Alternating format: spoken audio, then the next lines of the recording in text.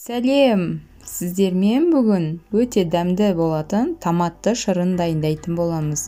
Мен осы тәсілмен 5 жылдан бері қолданып келемін. Сіздер де дайындап көріңіздер, еш өкінбейсіздер. Алдымен біз помидорымызды турап алатын боламыз. Сосын газымызге қойып 10 минуттай қайнатамыз. Қайнатқан соң қолымызбен суыған соң езіп шығатын боламыз.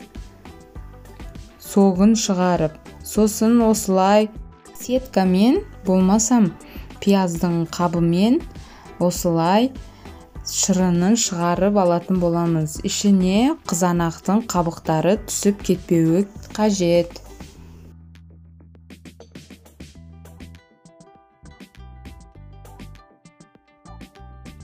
Барлық шырынын шығарып алған соң газымызге қойып қайнағанын күтетін боламыз.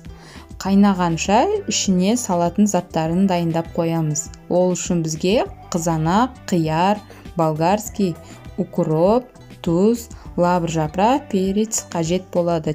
Сарымсақ қосатын боламыз. Шырынымыз қайнап болған соң ішіне тұзымызды қосатын боламыз.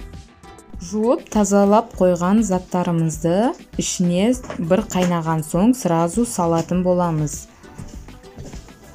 Барлық заттарды салып, тек 2 банкіге жететіндей етіп салу қажет. Одан көп салсаңыз, езіліп кетеді.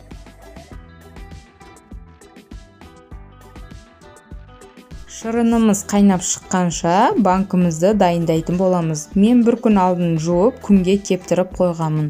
Енді 2 қасық уксус, жарты пиала су құйып, сомен шайқап шығатын боламын.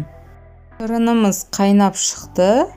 Енді банкімізге бірінші ішіндегі салмасын салып шығатын боламыз. Сіздің қалауыңыз бойынша, егер ішіне ештеңке салмаймын десеңіз де, тек шырынын өзін жаусаңыз да болады. Егер саламын десеңіз, осылай банкіңізге бірінші заттарды салып алып, сосын үстінен шырынын құйып шығатын боламыз.